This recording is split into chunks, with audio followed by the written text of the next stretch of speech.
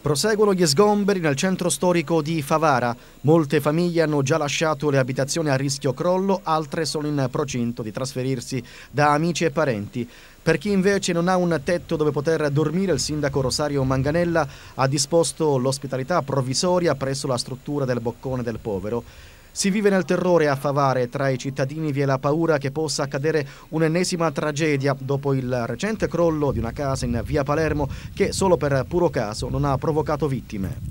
Hanno fatto sgombrare a tutti e sono uscita pure io. Sono ospite da mia sorella. Alla gente che hanno chiesto chiudere a San Francesco, niente di meno, non hanno le sue comodità, non hanno niente. Come fanno queste persone? Ora sono una sterzata, tutti, cominciano dal cittadino, no? Cominciano dal sindaco.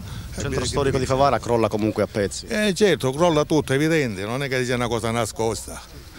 Ogni morero questi due poveri piccolini, vivono un baraone, spendere un sacco di soldi inutili, perché non si stimavano, scambio di spendere tutti questi soldi così inutili. Queste famiglie adesso andranno a San Francesco. Che vita possono fare? Quando possono durare qui in chiesa in queste situazioni? Alle 8 devono rientrare a casa, magari dei giovani, fino a che sono bambini la mamma le può tenere, ma quando sono dei giovani 15-16 anni che devono uscire, alle 8 devono essere a San Francesco, quando possono fare questa vita? E soldi che se ne vanno troppi anche per il comune che investisce questi soldi. No, non è una cosa che si può fare. Questa mattina il sindaco e gli assessori della giunta di Favara sono stati ricevuti dal presidente della regione Raffaele Lombardo per stabilire quali interventi predisporre in seguito all'emergenza crolli nel centro storico. Saranno demolite le palazzine pericolanti della via Palermo e quelle adiacenti la zona dove nel gennaio del 2010 per il cedimento della loro casa persero la vita le due sorelline Marianna e Chiara Bellavia. Ci dovevano pensare prima perché i pezzi cadono da un momento all'altro e perciò prima devono sistemare il centro storico e poi si vedrà.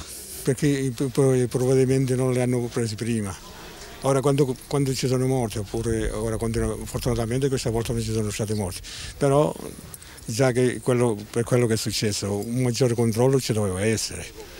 Perché questi casi si vedono, quando io passo del centro storico vedo che le case che vanno cadendo a pezzi, quindi dovevano provvedere prima. Ora che succede, poi la prossima volta quando succede un altro quartiere poi ci sarà la stessa cosa.